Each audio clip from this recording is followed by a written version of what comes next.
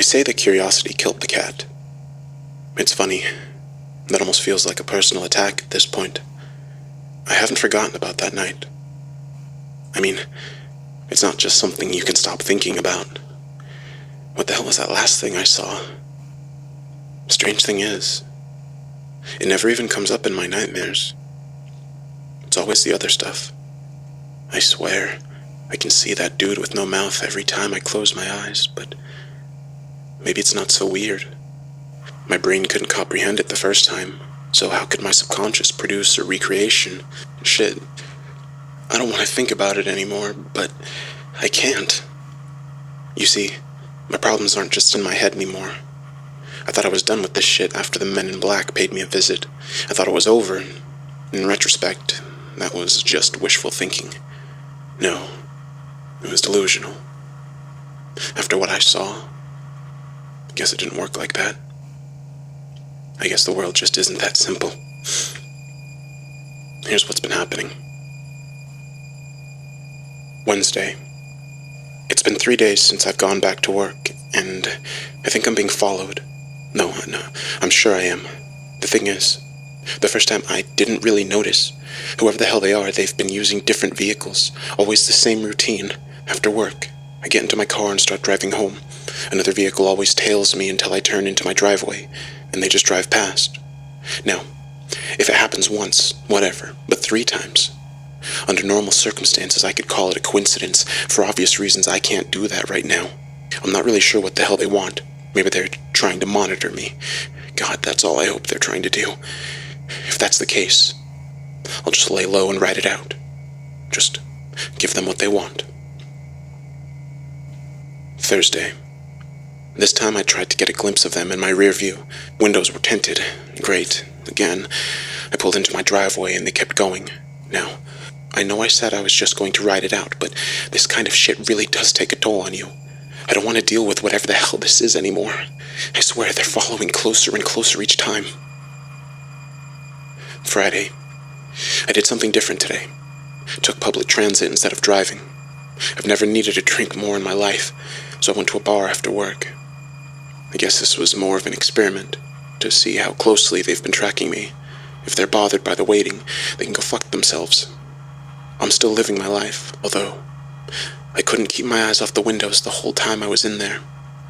After getting sufficiently wasted, I flagged a cab down, and surprise, surprise, there they were, right behind us.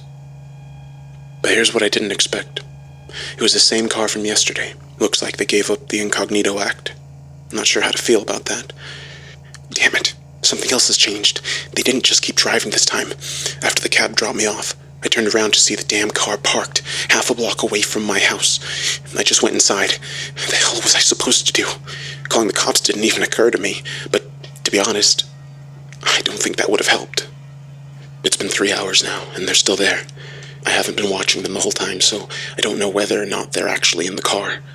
Not fun to think about. There's no way in hell I'm sleeping tonight. It's about 2 a.m. now. I just got a text message from a private number. Here's what it said. Leave your house. Don't use the front door. They're still there. Come to the all-night diner about 5 blocks away. Don't think about driving. They'll know. Be quick. They're coming in soon. Don't get followed. Leave your lights on. I froze after reading this. They're coming in? For what? Who the hell's texting me?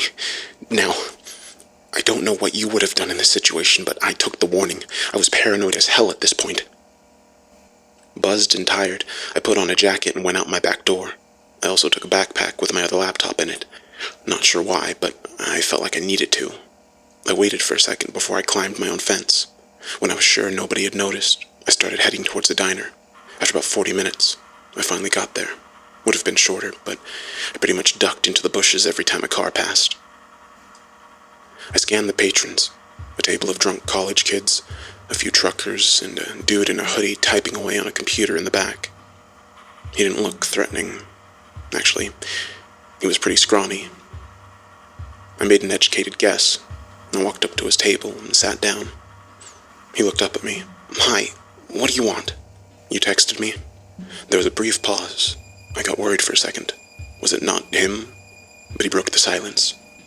Right. They follow you? No, I don't think so. He nodded. All right. Then he laughed, like this was supposed to be funny. Man, you screwed up, didn't you? Hard to disagree with that. What were you doing anyways? What were you trying to find? Nothing, I swear. I just did it for the hell of it, I guess. He just stared at me in amused disbelief. Oh, well, that's fucking lame. Would've been cool if you were a spy or something. He chuckled again. Look, who are you? How did you know they were after me? Who are they, anyways? I pelted him with questions. All right, settle down. I'm not going to tell who they are. I don't know either. But I will tell you that they don't have good intentions. Fantastic, I thought. Well, how do you know about them? He paused. They came after me. One second, I'm reading about demons on the moon. The next, I'm getting my door kicked in. This was months ago. I skipped town. I was confused. Wait, what do you mean? They tried to kill me, dude. I couldn't believe this. And you were just viewing the links? That was it? You teach other people how to get in there or something? He raised his eyebrow. No. Why do you ask? I was floored. They didn't do that to me, I said. They just came by, took my laptop, and gave me a warning. Now it was his turn to look shocked. Really? He seemed to be thinking about something for a while. He then proceeded to ask me what they looked like. Just men in suits, I responded. What did they ask you? Was his follow-up question. Again, I just told him. But then I remembered the last thing they told me. They also asked me what my priorities were. It's a weird-ass question. His face went blank for a second. Yeah, it's strange, ain't it? What followed was an uncomfortable silence. I finally asked him the thing that had been on my mind ever since that night. That page with just the 4 links. What the hell is it supposed to be? He raised his eyebrow and told me that he didn't know what I was talking about. This is where things got strange. After I told him a rough explanation of what I had saw, his expression changed completely. I could make out a sudden flare in his demeanor. What did you type into the prompt? He asked me. What also seeks me? I answered. I was thoroughly confused at this point. Isn't that what you did as well? He just shook his head. No. He then shut his laptop and stood up. Well, where the hell are you going? I inquired. We've been here too long. Look, I know you have questions, but I can't answer them for you. Go to a motel for tonight or something. And just like that, he was gone. What was I going to do? Stop him? I still have no idea who the hell this guy is. The only thing I got out of him was his name, Jackson. And even that's probably fake.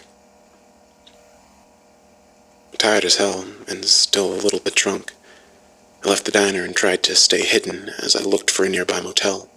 Obviously, this wasn't fun.